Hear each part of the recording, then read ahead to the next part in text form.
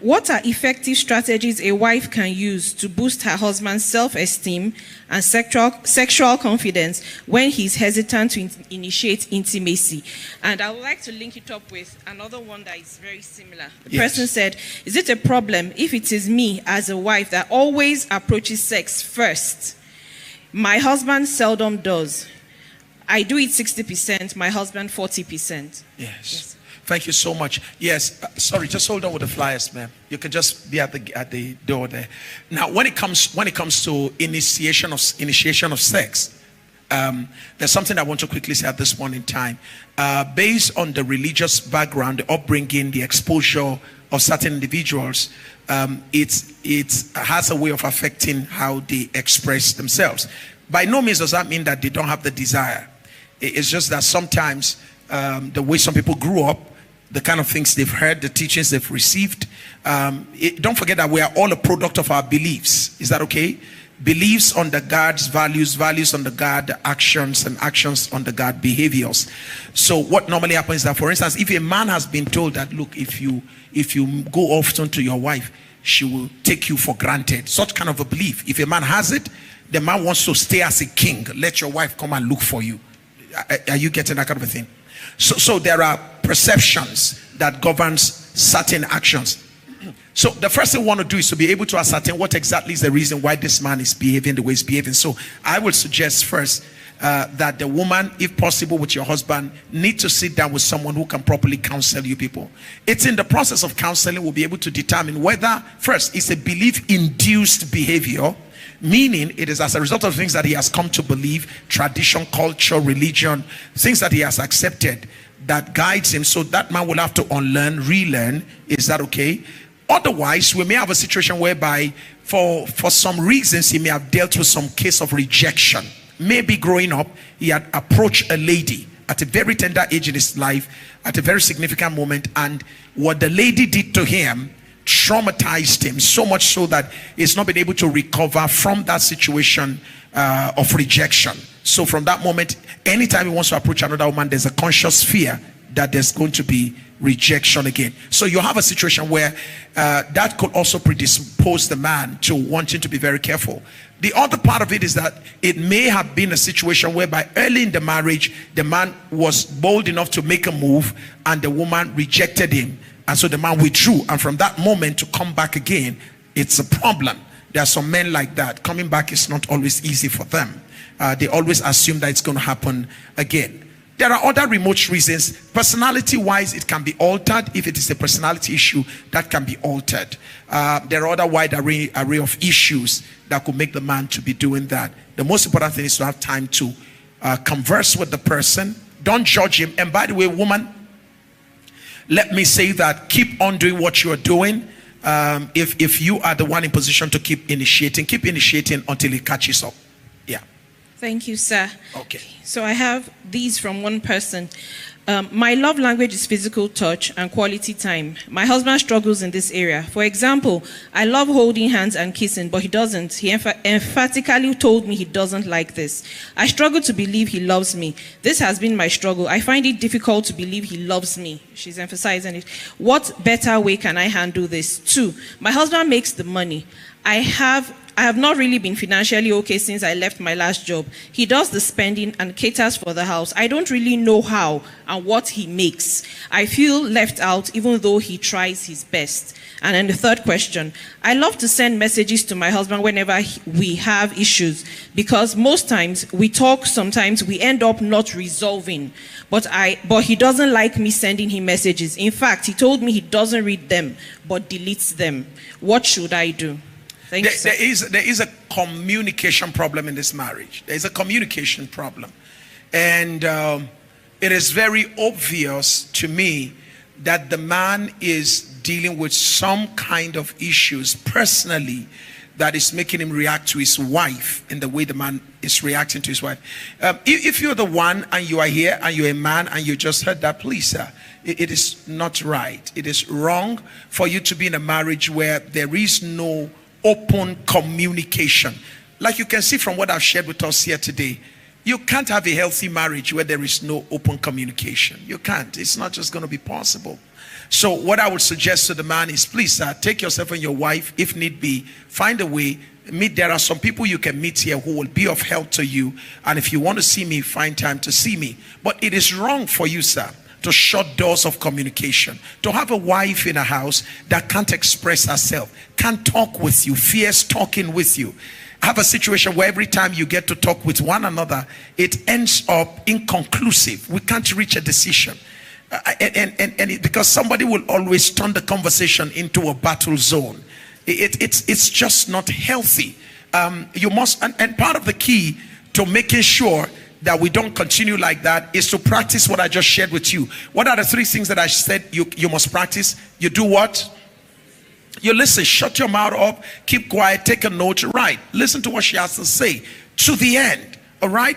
And number 2, then you can speak. And by the way, when you want to speak after she has finished talking, you don't just start by saying, you know, I heard everything you said, but I just want to tell you my own. No, that's not how to talk. When you want to talk, the first thing you start with is, I heard you say.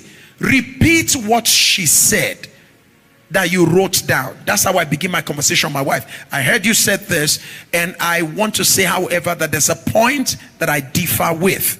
When you said, I came with wings, they were not wings. They were actually clothes that were extended. I think in your mind, because you are used to birds, so you thought I came with wings. I actually came with clothes. That's the only thing I want to say. That was not real. Is that okay? All right. So, but it's important to listen. And if you listen and you take note, it will minimize some of the things we're talking about.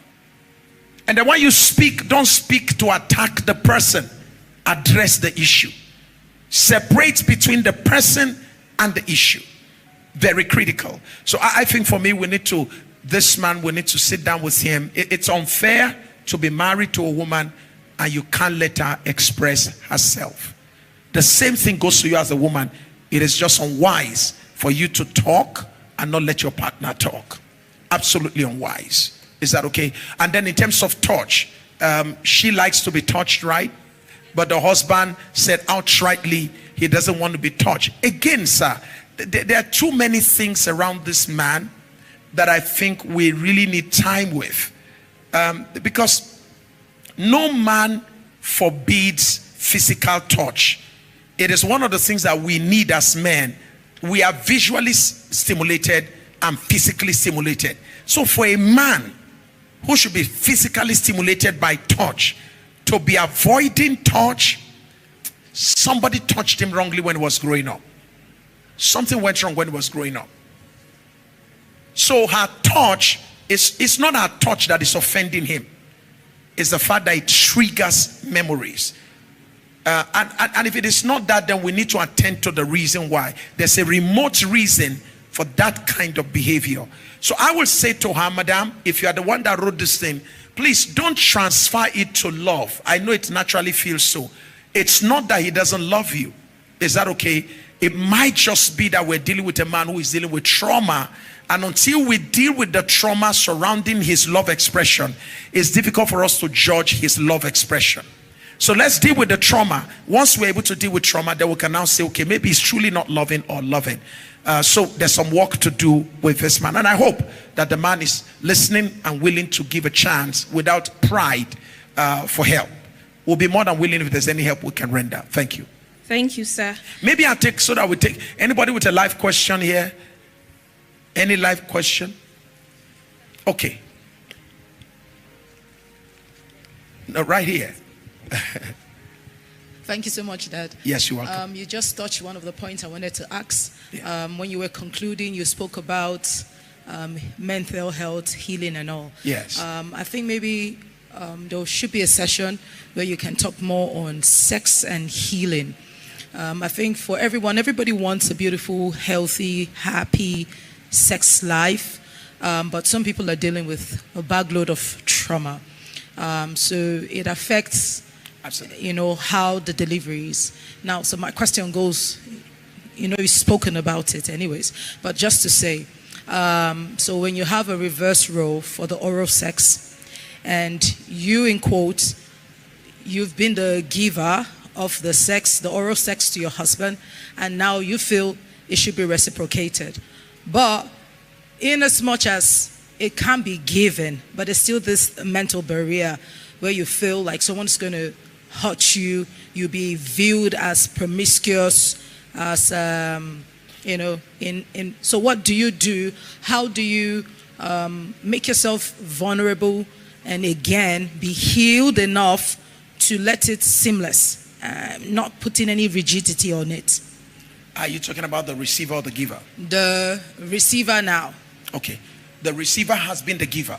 The receiver has been the giver. And now the receiver, wants to be given. Yeah. But there's the person fear. there's a fear. And it's already a barrier. Thank you so much. Now, again, don't forget that the barrier is perceived. It's not actual because it's not been attempted. All right? It's only in a situation whereby I, who have been the one given, and I approach you and I say, sweetheart, can you give also to me? All right? If at that moment you say, oh, sorry, God forbid, I can't try that kind of rubbish, then at that moment it sends a bad message to me. Okay? I won't try to ask you for that again because I already see the way you react towards that issue. But when we're dealing with a situation whereby you've not even asked me whether I can give it to you back, all right? You've not asked. But because of your own past experience, okay, you are afraid to ask because you are assuming I may be viewed as promiscuous. Now, don't forget that the person who received it comfortably. Now, how is the person going to view me as promiscuous when I say, okay, do it for me too? All right?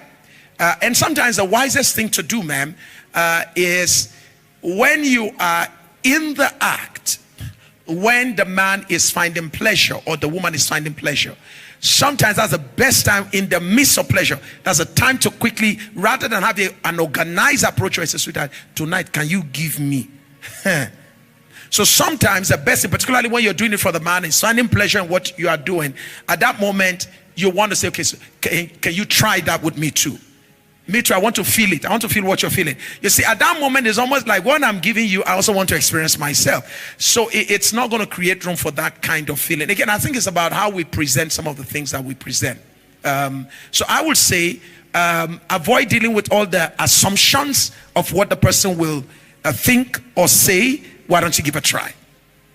And be creative in giving the try. Does that make sense? Now, the timing, again, don't forget we talked about Tamar, yeah? We said the way she was able to get Jacob was she observed the principle of what? Timing. So timing is very critical. Particularly those of us, when you're having intercourse with a man, I'm sure you know that it's normally during intercourse with men that women who are prostitutes gets men to sign lands, to sign checks. How do they get them to sign check? When the man is already like, women know when women, you know that when a man is almost like hitting ejaculation. Am I correct? At that moment, that's when the woman say, hold on. And you know, if there's anything a man does not want to hear in this world, is hold on when he's already about to hold out. So at that moment, wise women know what to do. Sorry, hold on. Well, can you do me this? Can you do me that? At that moment, he's ready to do anything because he wants to go back to what. There's something in the way the man's brain works. Whatever I started, I must. So you can break the flow and get him to do for you whatever you want him to do. You want him to lie down, tell him, oh yeah, God. That's when you see men, women are making match, man, oh yeah, God, run, oh yeah, jump.